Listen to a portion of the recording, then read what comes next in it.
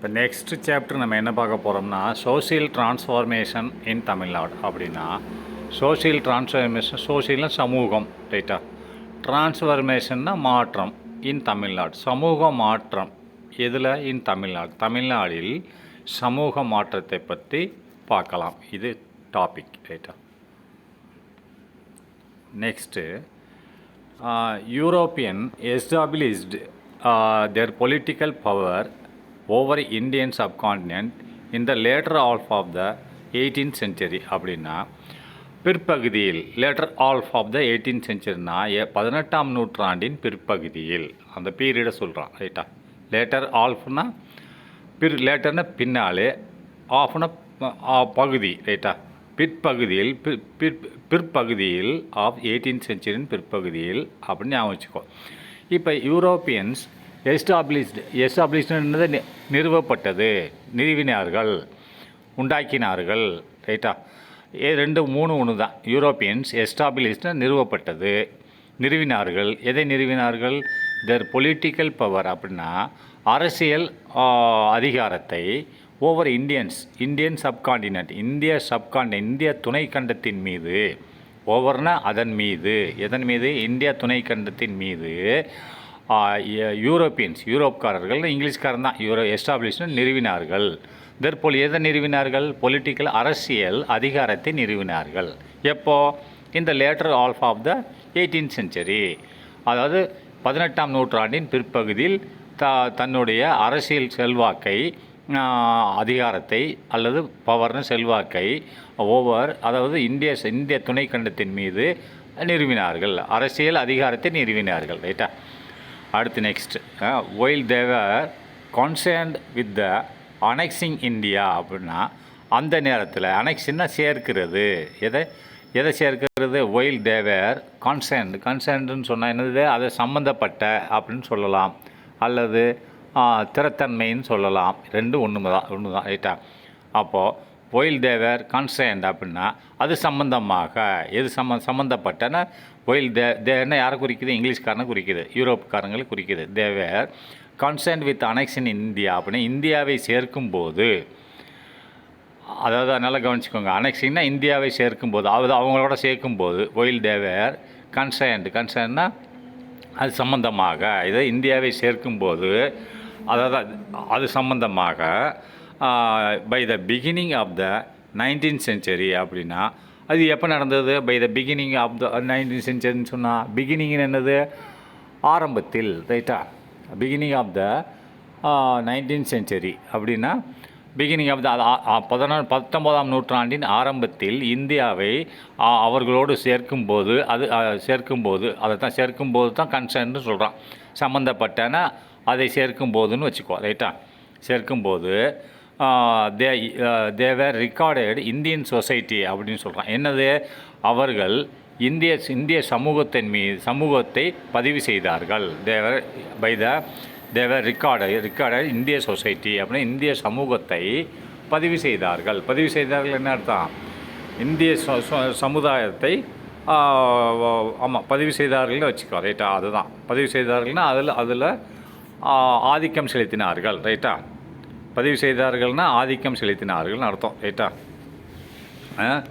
நல்லா திரும்பி படிக்கிட்டா, while they were concerned with annexing இந்தியாவை அவர்கள் சேர்க்கும்போது, எப்போ? By the beginning of the 19th century they were regarding their Indian society, அப்படின்னா இந்தியா சமூகத்தின் மீது ஆதிக்கம் செலுத்தினார்கள். அதாவது ரிகார்டிங்னா பதிவு செய்தார்கள், ஆதிக்கம் செலுத்தினார்கள்னு அர்த்தம், ரைட்டா?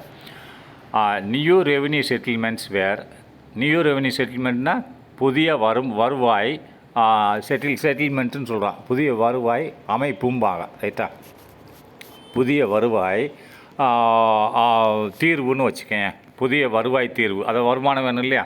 அதனால் நியூ ரெவின்யூ, அதாவது வருவாய் தீர்வு வேர் மேட் அப்படின்னு செய்யப்பட்டது. வருவாய்க்குண்டான வழிகள், இந்த செட்டில்மெண்ட்னா வழிகள்னு கூட வச்சுக்கோ, தீர்வுன்னு வச்சுக்கோ, எப்படி வச்சுக்கிட்டாலும் சரி தான்.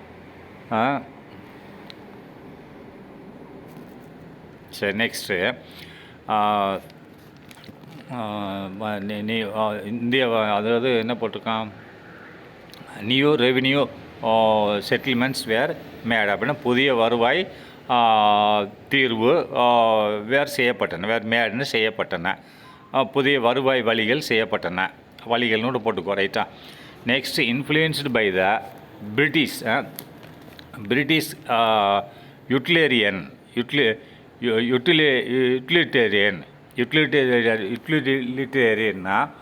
யூட்டிலிட்டேரியன் அப்படின்னா வேர் மேட் நியூ ரெவன்யூ, அதாவது influenced by British utilitarian ideas and evangelical, they also tried to impose their cultural superiority over the Indian people. அப்படின்னா நல்லா கவனி. இன்ஃப்ளூயன்ஸ்னா கவர்வது, செல்வாக்கை பயன்படுத்துவது, ரைட்டா.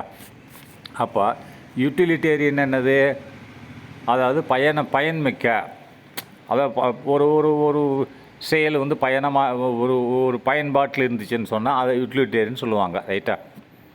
அதுக்கடுத்து நெக்ஸ்ட்டு இது என்னது, அதாவது எவஞ்சலிக்கல்னு சொன்னால் அவன் என்ன சொல்கிறான்னு சொன்னால், அதாவது சுவிசேஷகர்னு சொல்லுவாங்க. எவஞ்சலிக்கல்னு சொன்னால் அது ஆக்சுவல் ஒரிஜினல் மீனிங் என்னன்னு சொன்னால் டு பைபிளோட தாட்ஸ், அதாவது ஒருத்தர் பைபிளில் சொல்லப்பட்ட கருத்துக்களை முன்மொழிகிறாரோ அதுக்கு அவர் தான் சுவிசேஷகர்னு அர்த்தம்.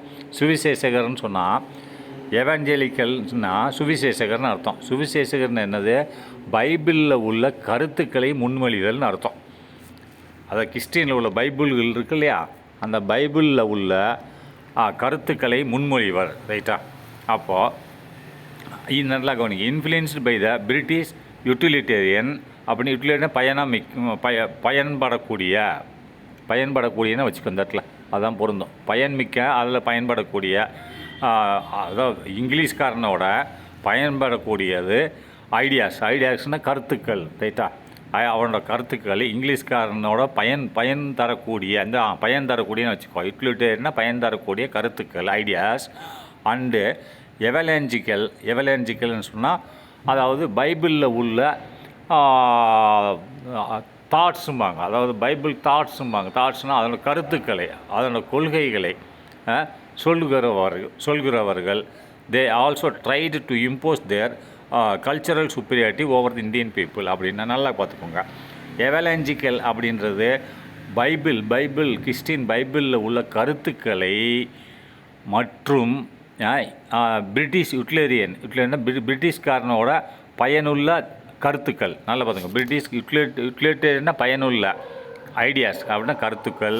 அண்டு எவலெஞ்சிக்கல்னால் பைபிளில் உள்ள தாட்ஸ்னால் அதுவும் கருத்துக்கள் தான். இந்த ரெண்டையும் தே ஆல்சோ ட்ரைடு, அவங்க முயற்சி செய்தார்கள். இது டு இம்போஸ் தேர் கல்ச்சரல் சுப்பீரிட்டி அப்படின்னா டு இம்போஸ்னால் திணிக்க.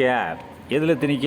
இம்போஸ்னால் திணிக்க, நம்ம மேலே திணிக்க. To impose their cultural superiority over the Indian people அப்படின்னா அவங்களுக்கு, அதாவது கல்ச்சரல்ன்றது அவங்களோட கலாச்சார பயன்பாடுகள்.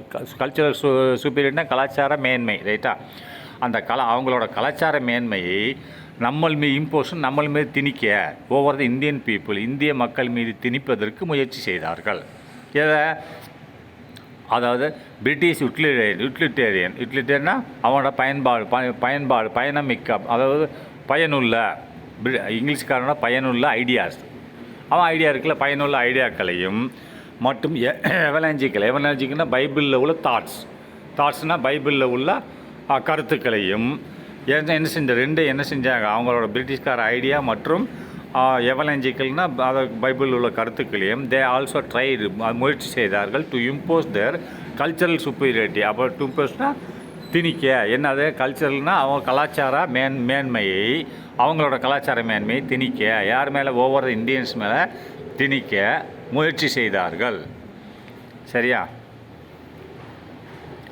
அடுத்து next, this cost A reaction among the Indians அப்படின்னா இது இது ஒரு விளைவை உண்டாக்கியது. திஸ் காஸ்ட் அப்படின்னு சொன்னால் இது என்ன விளைவை உண்டாக்கியது? திஸ் காஸ்டுடைய ரியாக்ஷன் எமங் த இண்டியன்ஸ் அப்படின்னா இது ஒரு பிரதிபலிப்பை உண்டாக்கியது. எது பிரதிபலிப்பை உண்டாக்கியது? எதிர்வினையை உண்டாக்கியது. என்ன எதிர்வினையை உண்டாக்கியது? காஸ்ட் ரியாக்ஷனை எதிர்வினை, காஸ்ட்னா உண்டாக்கியது, எமங் த இந்தியன்ஸ்னால் இந்தியர்கள் மத்தியில் இந்த மாதிரி அவங்களோட கலாச்சாரத்தின் மேன்மையை திணிக்கும் போது நம்ம மேலே இங்கிலீஷ்காரன் கலாச்சாரம் கிறிஸ்டியானிட்டியை திணிக்கும் போது அப்போ இந்தியாக்காரங்க எதிர்த்தாங்க. அதாவது திஸ் காஸ்ட் அப்படின்னு சொன்னால் ரியாக்ஷனை எதிர்வினை, ஆக்ஷன்னா செயல், ரியாக்ஷனா எதிர் செயல்னு அர்த்தம். அதான் எதிர்வினைன்னு அர்த்தம். காஸ்ட்னா உண்டாக்கியது. இந்த மாதிரி அவர்களோட கல்ச்சரல் சுப்பீரியாரிட்டியை நம்மள மேலே கல்ச்சரல் சுப்பீரியாரிட்டினா கலாச்சார மேன்மை அதான் அவங்களோட கலாச்சாரத்தை அதையும் பெரிய கலாச்சாரம்னு சொல்லி நம்ம மேலே திணிக்கிறாங்க. ரைட்டு, திணிக்கிறாங்கன்னா நம்மளை அதை கடைபிடிக்க சொல்கிறாங்கன்னு அர்த்தம். அப்போ இது இந்த மாதிரி செயல் this caused the reaction among the Indians. அப்படி இந்தியர்கள் மத்தியில் இந்தியர்கள் மத்தியில் எதிர்வினையை உண்டாக்கியது.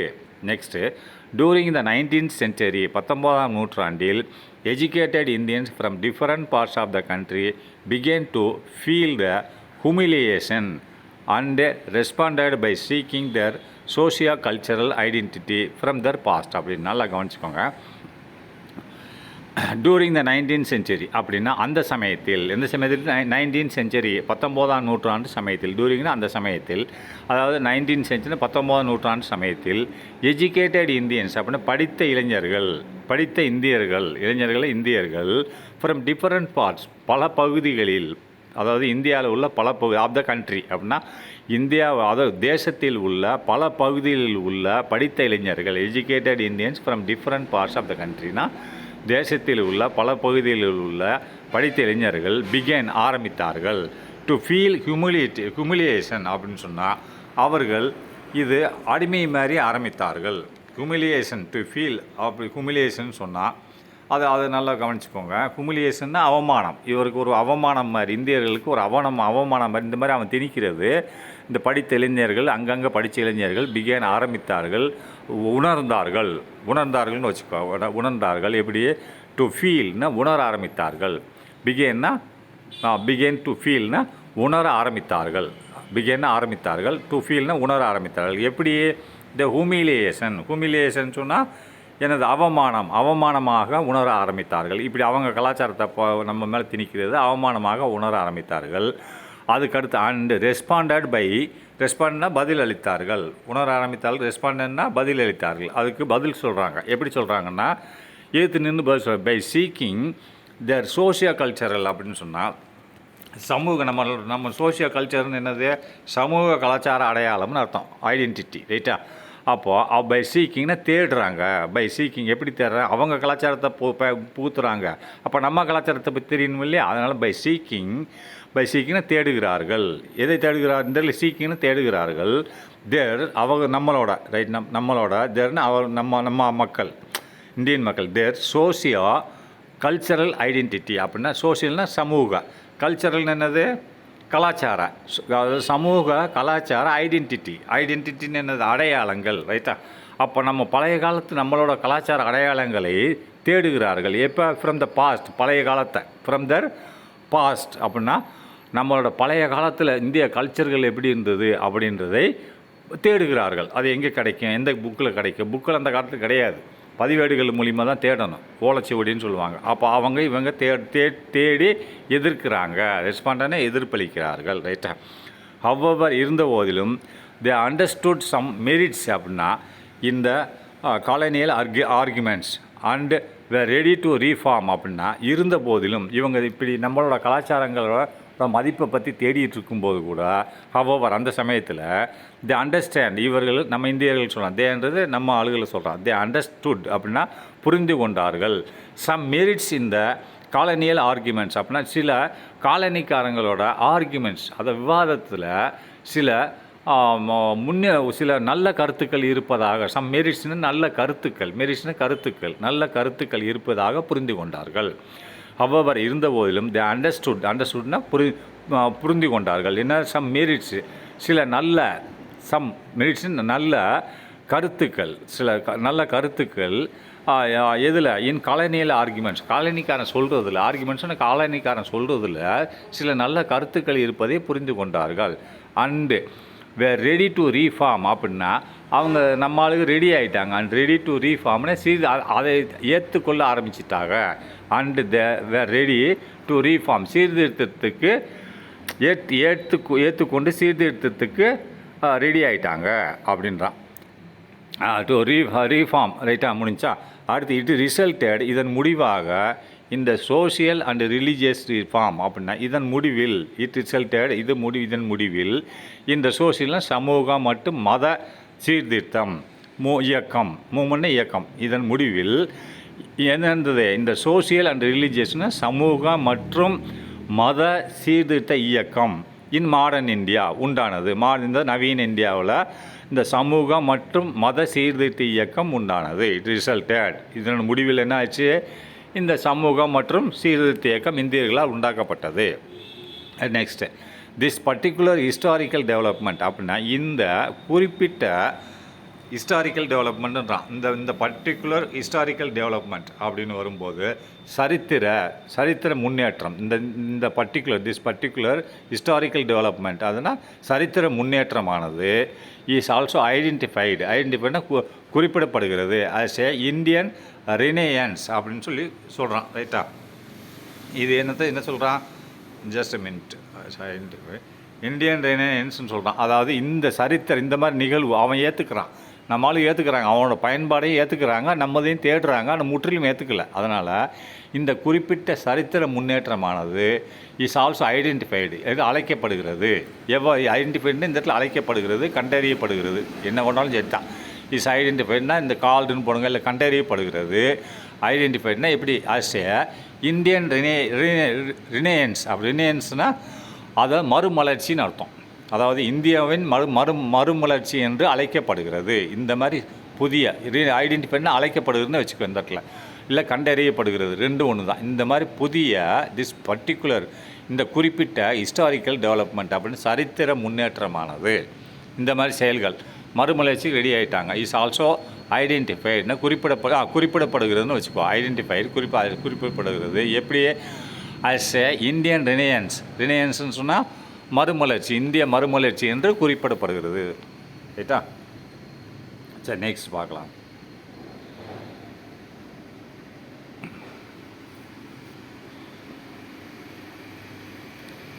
அப்போ ரினேயன்ஸ்னால் மறுமலர்ச்சி is an ideological and cultural phenomenon அப்படின்றான். இந்த மாதிரி ஒரு மறுமலர்ச்சியானது ஐடியாலஜிக்கல் அப்படின்னு சொன்ன என்னது, கருத்தியல், ஒவ்வொரு கருத்து சார்ந்ததாக இருக்கிறது. கருத்தியல்னால் கருத்து, அதாவது இங்கிலீஷ்காரன் கருத்து, நம்ம கருத்து, ரெண்டு ஒவ்வொருத்தர் ஒரு மாதிரி சொல்லுவான். ரினேயன்ஸ் இந்த மறுமலர்ச்சி ஐடியாலஜிக்கல், அது கருத்தியல்னால் அவன் சொல்கிற கோட்பாடுகள்னு அர்த்தம். கருத்தியல் அண்டு கல்ச்சரல் ஃபினாமினா அப்படின்னு சொன்னால், கல்ச்சரல்னால் என்னது, கலாச்சார நிகழ்வுகள் இதை சார்ந்து இருக்கிறதுன்றான். இந்த மறுமலர்ச்சி கருத்தியல் மற்றும் கலாச்சார ஃபினாமினா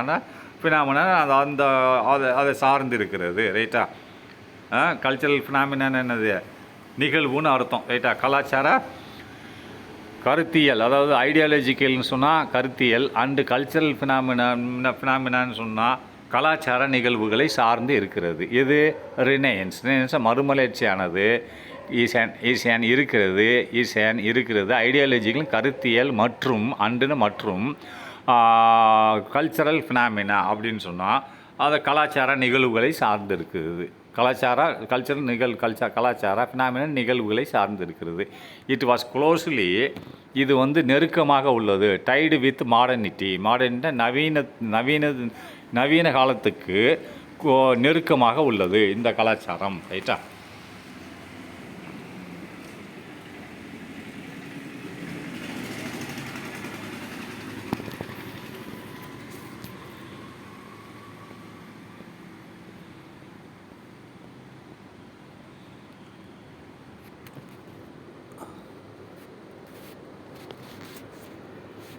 அப்போ நெக்ஸ்ட்டு அப்போ ரேஷனலிசம் அது நவீன காலத்துக்கு க்ளோஸாக உள்ளது, அது நெருக்கமாக உள்ளது.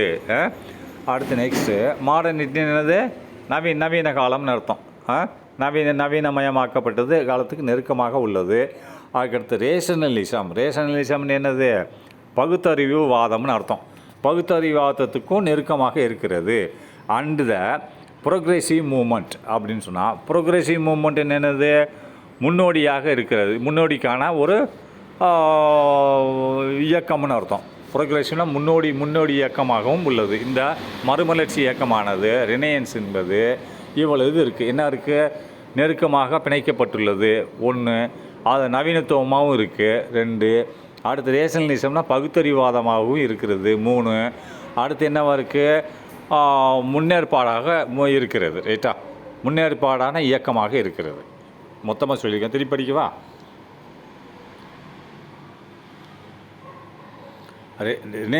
ரினையன்ஸ்ன்றது மறுமலர்ச்சியானது எவ்வாறு இருக்குது? ஐடியாலஜிக்கல், கருத்தியல் அண்டு கல்ச்சரல் ஃபினாமினா அப்படின்னா கலாச்சார நிகழ்வுகளாக இருக்கிறது. இட் இஸ் க்ளோஸ்லினா இது நெருக்கமாக பிணையப்பட்டுள்ளது. டைடுன்னா பிணைக்கப்பட்டுள்ளது. டு த மாடர்னிட்டின்னு சொன்னால் அதாவது நவீனத்துவம் இந்தியாவின் நவீனத்துவம் கல்ச்சரில் நவீனத்துவத்தோடு பிணைக்கப்பட்டுள்ளது. அதுக்கடுத்து நெக்ஸ்ட்டு ரேஷனலிசம் என்னது? பகுத்தறிவுவாதம்னு அர்த்தம். ஒரு இதை பகுத்தறிகிறது. இது கரெக்டாக, இது ராங்கா, இது ஒருத்தவங்க சொல்கிறாங்கன்னா அதை நம்ம நல்ல கவனமாக அண்டர்ஸ்டாண்ட் பண்ணணும். அதுபோக அது சொல்கிறது சரியாக தப்புனா பகுத்தறிவு வருது. ரைட்டா? அது ரேஷனலிசம்னா பகுத்தறிவுவாதம், அதுலேயும் இருக்குது இந்த ரினையன்ஸ் என்பது. அண்ட் த ப்ரோக்ரெசிவ் மூமெண்ட்டுன்னு சொன்னால் முன்னேற்றத்துக்கான இயக்கம்னு அர்த்தம். ப்ரோக்ரெசிவ்னா மூமெண்ட் இதுலேயும் இருக்குது. இது ஒரு முன்னேற்றத்துக்கான இயக்கம் தான். ஏன்னு சொன்னால் இது ரினையன்ஸ் இந்த மாதிரி அவங்க கலாச்சாரத்தை ஏற்றுக்கொள்வது, நம்மதையும் பார்க்குறது, அதை சேர்த்து அவங்கதையும் நம்மதையும் சேர்த்து ஒரு புதுசாக ஒன்று உண்டாக்குறது. அதுதான் ப்ரோக்ரெசிவ் மூமெண்ட். அப்படின்னா முன்னேற்றத்துக்கான இயக்கமாக இருக்கிறது. ரைட்டா?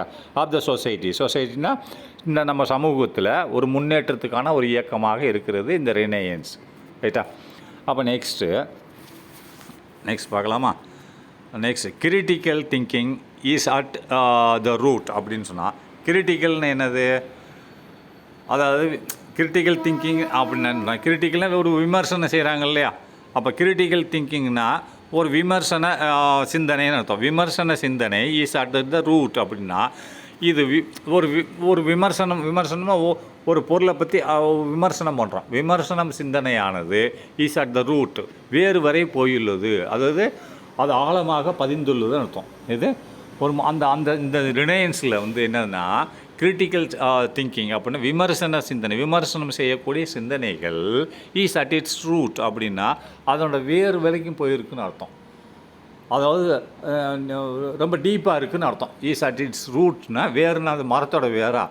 இது ரொம்ப ஒரு அதாவது அதனோட வேறு மாதிரி இருக்குது, இதுதான் அடித்தளமாக இருக்கிறது அப்படின்னு போட்டுக்கோங்க. கிரிட்டிக்கல் திங்கிங்னு சொன்னால் விமர்சன சிந்தனையானது ஒரு அடித்தளமாக அமைந்துள்ளது. Is at its roots. எதுக்கு அது அடித்தளமாக அமைந்துள்ளது? இந்த ரினையன்ஸ்ன்றது மறுமலர்ச்சிக்கு. ரைட்டா? அடுத்தது ideology of humanism stimulated creative energy in all spheres of social life and knowledge such as language, literature, philosophy, music, painting, architecture, etc. அப்படின்னா இந்த மாதிரி ஐடியாலஜி எல்லாம் கவனிச்சிங்க. ஐடியாலஜி ஆஃப்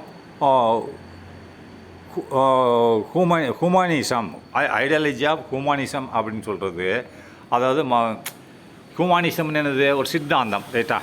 சித்தாந்தம் அது மனிதநேயம்னு அர்த்தம். ஹியூமனிசம்ன்ற மனிதநேயம். ஐடியாலஜினா ஒரு சித்தாந்தம், ஒரு ஐடியா. அதாவது ஐடியாலஜின்னா ஒரு சித்தாந்தம். இப்போ உங்களோட சித்தாந்தம் என்னென்னா ஒன்று ஐடியா என்னன்னு கேட்குறாங்க இல்லையா? அப்போது இது இந்த ஹியூமனிசம் மனிதநேயம்னு என்னது? மனுஷங்களுக்குன்னு ஒரு சில கட்டுப்பாடுகள் இருக்குது. அதற்கு பேர் தான் மனிதநேயம்னு சொல்லுவாங்க. ஹியூமனிசம்னு மனிதநேயம்னு மனிதர்களின் கட்டுப்பாடுகள், விதிமுறைகள் பழங்காலத்தில் வகுக்கப்பட்டு இருக்குது. அது பிரகாரம் நடக்கணும். அதான் ஹியூமனிசம்னு சொல்லுவாங்க. ரைட்டா? இஷ்டம் போல் நடக்கக்கூடாது. அது ஐடியாலஜி ஆஃப் த ஹியூமனிசம் அப்படின்னு சொல்கிறான். ரைட்டா? அப்படின்னா மனிதநேய சித்தாந்தம்னு அர்த்தம். அதாவது ஐடியாலஜின்னு சித்தாந்தம், ஹியூமனிசம்னா மனிதநேய சித்தாந்தங்கள் ஸ்டிமுலேட்டட் கிரியேட்டிவ் அப்படின்னு. ஸ்டிமுலேட்டட் தூண்டியது. எதை தூண்டியது? ஸ்டிமுலேட்டர்னா இந்த மனிதநேய சித்தாந்தமானது ஸ்டிமுலேட்னா தூண்டுறது. இப்போ ஐ ஆம் ஸ்டிமுலேட்டிங் சம்படி அப்படின்னு சில பேர் நான் தூண்டுறேன், டு டூ வெல் அப்படின்னு நல்லதை செய் என்று நான் தூண்டுறேன். அதனால் இந்த மாதிரி மனிதநேய சித்தாந்தம் ஸ்டிமுலேட்டன் தூண்டியது. எதை தூண்டியது? Creative energy. அப்போ அதாவது எதை கிரியேட்டிவ் எனர்ஜினா கிரியேட்டிவ்னா படைப்புன்னு அர்த்தம். உண்டாக்க வேண்டிய ஆற்றல், படைப்பு ஆற்றலை தூண்டியது. In all spheres of social life அப்படின்னா ஆல் ஸ்பியர்ஸ்னு எல்லா வட்டங்களிலும், எல்லா இடங்களிலும்.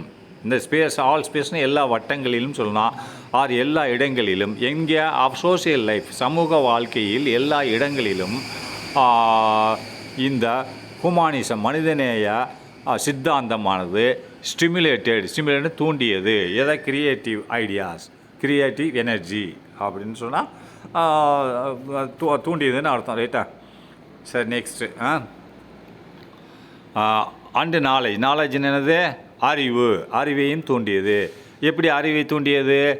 அதாவது சச்சஸ் இவ்வாறாக. இதில் அறிவை தூண்டியது லாங்குவேஜ்னால் மொழி. அடுத்து லிட்ரேச்சர்னு இலக்கியம், இலக்கணம். லிட்ரேச்சர்னது இலக்கணம்னு சொல்லுவாங்க. And philosophy. ரைட்டா? ஃபிலாசபின்னு என்னது? தத்துவம் பாக. ரைட்டா? ஃபிலாசபின்னா தத்துவம். மியூசிக்னா இசை. பெயிண்டிங்னா உங்களுக்கு பெயிண்டிங் இது ஓவியம். ரைட்டா? ஓவியம். அண்ட் ஆர்கிடெக்சர்னா கட்டடக்கலை. ரைட்டா? கட்டடக்கலை. இதில் எல்லாத்துலேயும் அறிவை தூண்டியது. ரைட்டா? நாலேஜ்னா அறிவை தூண்டியது. சச்சஸ் இதில் லாங்குவேஜ்னா மொழி, லிட்ரேச்சர்னா இலக்கியம், பிலாசபினா தத்துவம், மியூசிக்னா இசை, அண்டு பெயிண்டிங்னா ஓவியம், ஆர்கிடெக்சர்னா கட்டடக்கலை. ரைட்டா? இவைகளில் அறிவை தூண்டியது. ரைட்டா? இதுதான் ரினையன்ஸ்னால் மறுமலர்ச்சி. ரைட்டா? அடுத்து தமிழ் ரினையன்ஸ். தமிழ்காரங்களோட ரினையன்ஸ். அது இந்தியா ரினையன்ஸ் சொல்லிட்டான். இப்போ தமிழ் ரினையன்ஸ் என்னென்னு பார்ப்போம். ரைட்டா? தமிழ் ரினையன்ஸ்ன்றது என்னது? ஒரு ஜஸ்டமெண்ட்.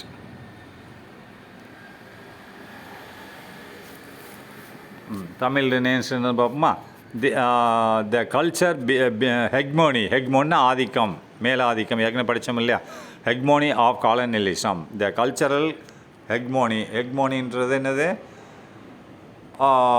மேலாதிக்கம் சொல்லுவாங்க. ரைட்டா?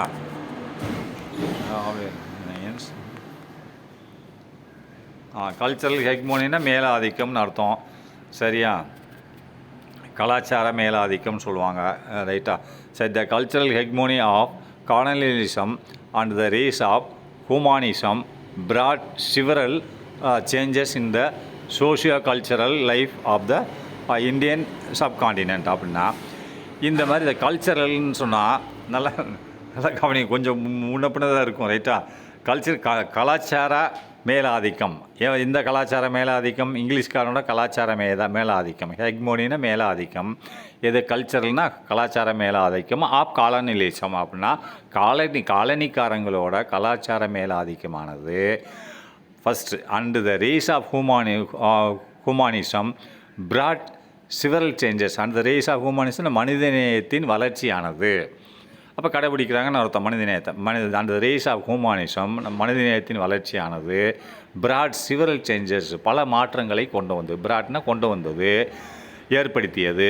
சிவரல் சேஞ்சஸ் பல மாற்றங்களை ஏற்படுத்தியது. இதில் இந்த சோஷியோ கல்ச்சரல் லைஃப் அப்படின்னா சமூக கலாச்சார வாழ்க்கையில் பல மாற்றங்களை ஏற்படுத்தியது. Of Indian subcontinent. இந்த இந்திய துணை கண்டத்தில் சமூக கலாச்சார வாழ்க்கையில் பல மாற்றங்களை ஏற்படுத்தியது. எது? த கல்ச்சரல் ஹெக்மோனி அப்படின்னா கலாச்சார மேலாதிக்கம். அதாவது காலனிக்காரங்களோட கலாச்சார மேலாதிக்கமானது பல மாற்றங்களை ஏற்படுத்தி. அந்த ரேஸ் ஆஃப் ஹியூமனிசம்னா மனிதநேய வளர்ச்சி பிராட் சிவரல் சேஞ்சஸ் சில மாற்றங்களை பல மாற்றங்களை கொண்டு வந்தது. இதில் கொண்டு வந்து இந்த சோஷியோ கல்ச்சரல் லைஃப் அப்படின்னா சமூக கலாச்சார வாழ்க்கையில் பல மாற்றங்களை கொண்டு வந்தது இந்திய சப்கான்டினென்ட்டில். ரைட்டா? அடுத்து மாடர்ன் தமிழ்நாடு.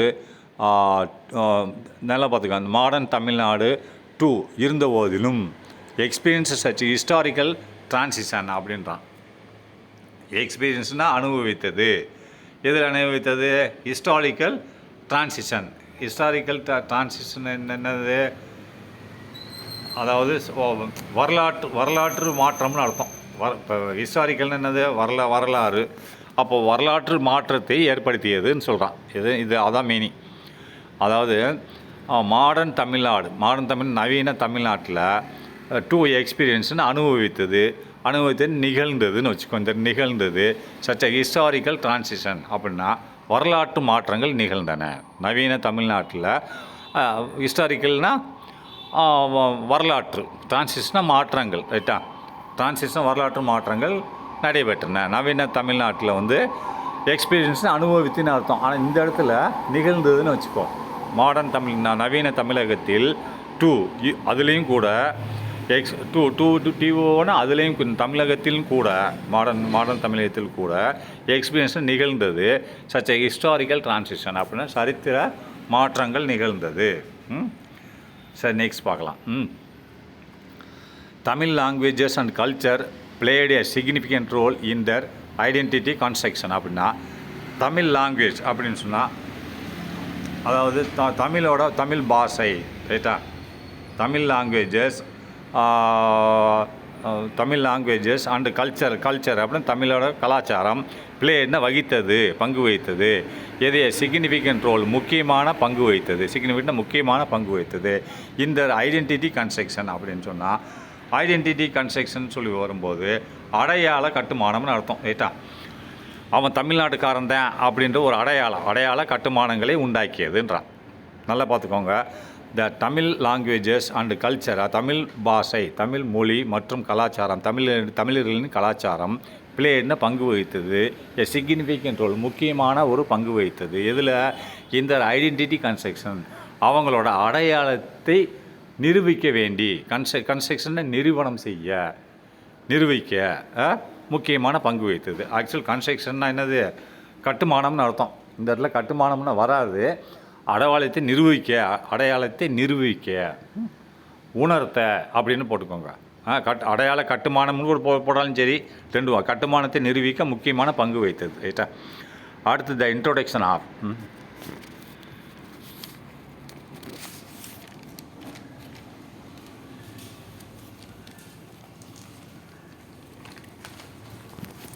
இன்ட்ரோடக்ஷன் அறிமுகம் இல்லையா? என்ன அறிமுகம்னு பார்ப்போமா? த இன்ட்ரோடக்ஷன் இருங்க மேலே தள்ளிக்கிறேன்.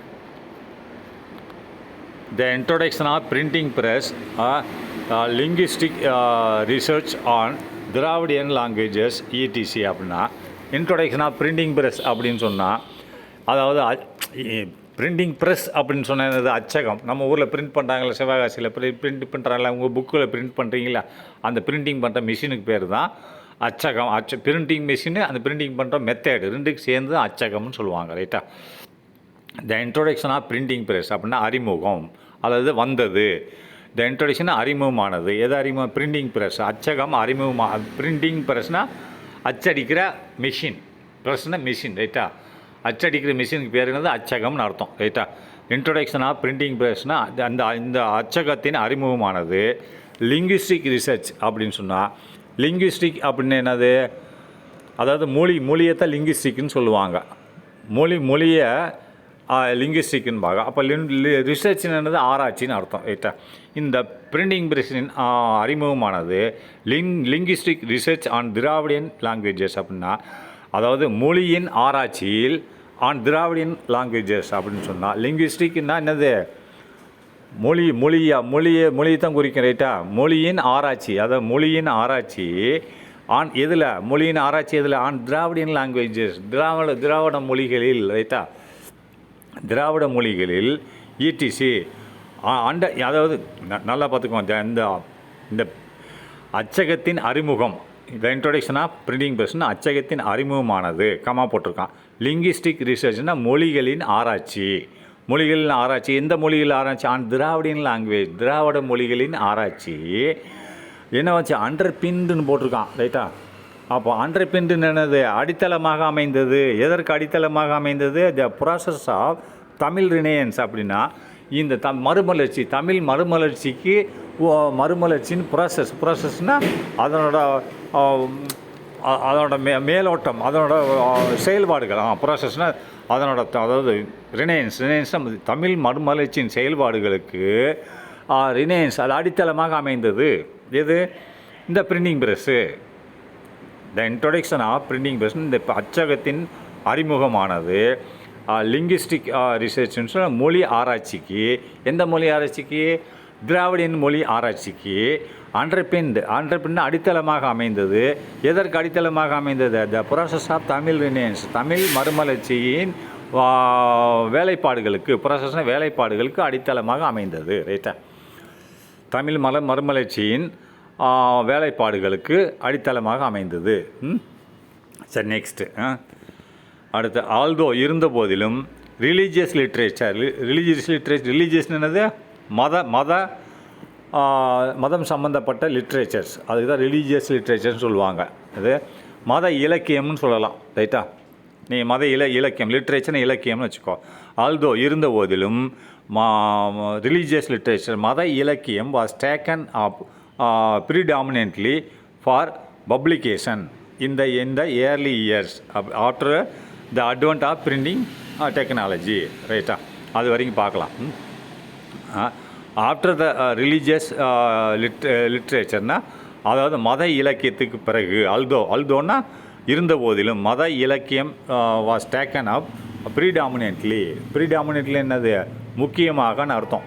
ப்ரீடாமினென்ட்லினா முக்கியமாக, அதாவது மத இலக்கியம் எடுத்துக்கொள்ளப்பட்ட போதும், ஆல்தோ இருந்த போதும், வாஸ் டேக்கன் அப்னு எடுத்துக்கொள்ளப்பட்ட போதும். எது? மத இலக்கியம் முக்கியமாக எடுத்துக்கொள்ளப்பட்ட போதும். எதற்கு மத இலக்கியம்?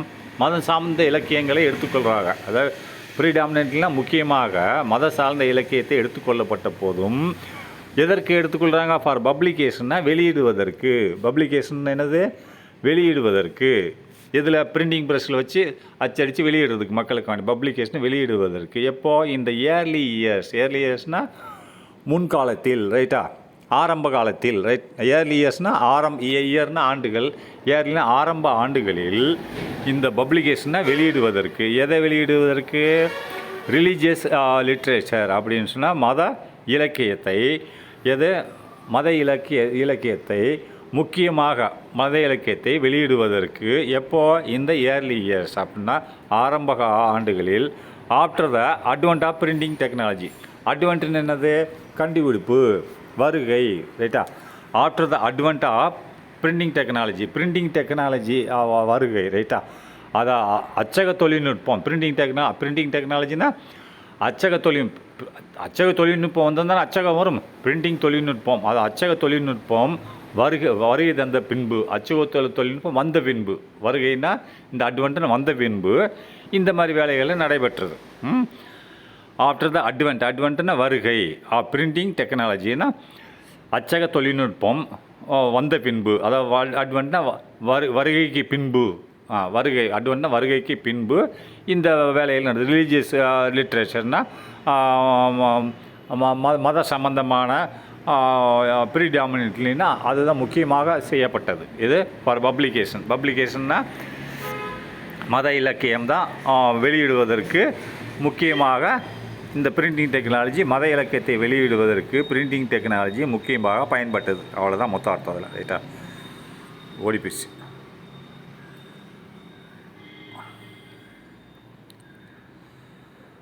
பப்ளிகேஷன் இந்த early years of advent of printing technology. சரி, நெக்ஸ்ட் கம்மா போட்டிருக்கான். அந்த சென்டென்ஸ் முடியல. Things began to change gradually அப்படின்னா, things began to change gradually கொஞ்சம் கொஞ்சமாக என்னாச்சு? மாற்றங்கள் ஏற்பட்டது. நல்லா பார்த்துக்கோங்க. திங்ஸ் அதாவது கொஞ்சம் கொஞ்சமாக மாற்றங்கள் ஏற்பட்டதுன்றான். திங்ஸ்னால் அதாவது சம்பவங்கள். Began to change gradually. சேஞ்சுனா மாற்றங்கள். கிராஜுவலின்னு சொன்னது சிறிது சிறிதாக. திங்ஸ் பிகேன் டு சேஞ்ச் அப்படின்னு சொன்னால் அதாவது விஷயங்கள் மாற ஆரம்பித்தன. அதாவது திங்ஸ்னால் விஷயங்கள். ரைட்டா? பிகேன் டு சேஞ்ச் அப்படின்னா பிகேன் ஆரம்பித்தன, டு சேஞ்ச் மாற ஆரம்பித்தன, சிறிது சிறிதாக. அதாவது விஷயங்கள் மாற ஆரம்பித்ததுன்னா கொள்கைகள் சிறிது சிறிதாக மாற ஆரம்பித்தன. இந்த பிரிண்டிங் ப்ரெஸ் வந்த உடனே மத கொள்கைகள் சிறிது சிறிதாக மாற ஆரம்பித்தன. விஷயங்கள், திங்ஸ்னால் விஷயங்கள் பிகேன் டு சேஞ்ச் அப்படின்னா மாற ஆரம்பித்தன. கிராஜுவலாக சிறிது சிறிதாக மாற ஆரம்பித்தன. ரைட்டா? அடுத்து next, works that can B described as a secular were taken up for publication அப்படின்னு சொல்கிறான். ஒர்க்குன்னு வேலைப்பாடுகள், நல்லா கவனிச்சுக்கோங்க. வேலைப்பாடுகள் அதாவது செக்குலார்னு என்னது? மத சார்பற்ற. ரைட்டா? மதசார்பற்றன்னு தான் வரும் ரைட்டா. செக்குலார்னு சொன்னால் மதசார்பற்ற ஒர்க்ஸ் தட் கேன் பி டிஸ்கிரைப்ட்னா விவரிக்கப்படுகிறது, வேலைகள் தட் கேன் பி விவரிக்கப்படுகிறது. அஸ் எ செக்குலார்னா மதசார்பற்ற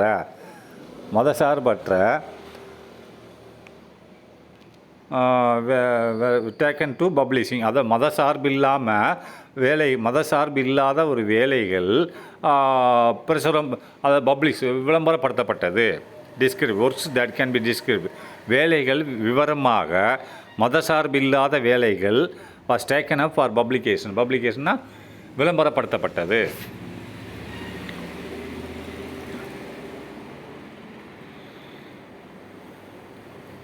அவ்வளோதான், முடிஞ்சிச்சு. ஸோ நெக்ஸ்ட் சாப்டர் வந்து அட்வென்ட் ஆஃப் பிரிண்டிங் டெக்னாலஜி.